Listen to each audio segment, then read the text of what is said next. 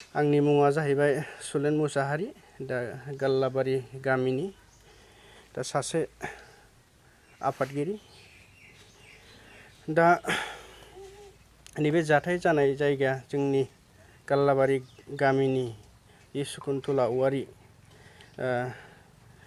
सकुन्तला वारीया थांनाय गोलाव बोसोरनि 2017 निफ्रायनो दिनै 5 बोसोराव हाबगासिनो दं दा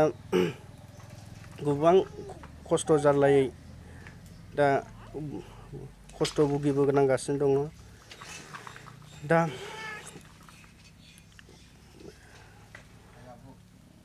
बोराय दंमोन दा गावनि आथिं बायनाय समावनो दिनै बोराया रुंसारि जाना थांबाय दा राहा गैयै जानायलाय दा जेबो उपाय गैला दा बै समावहाय 2017 आवहाय जे नै दा बायदिनि बोथोर जे अखा हाबाय थादोंमोन बिदिनो मोनानि समावहाय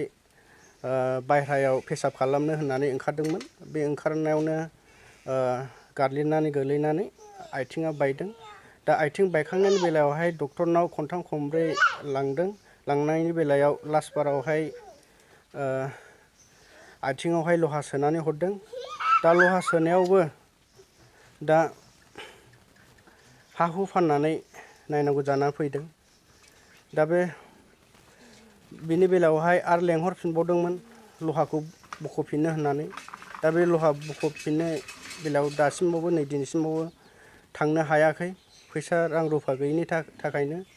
दा बिगाथाम हा दंमोन बेबो बन्दकआव दं दा जेबो राहा गैया उफाय गैया बेनिखायनो जोंनि आइ आदा आफा आब' नायगिरिफोरनिसिम जे जोंहा नैबे सकुन्तला वारीनि जि बेमारनि सायाव थाइसे थाइनै रां अनसुंथाइ हरगोन होननानै आं मिजिंथियो आरो बेनि गेजेरजों दानि गोदान सरखारनिसिमबो नैबे सकुन्तला वारीनि जिखिनि बेमारखौ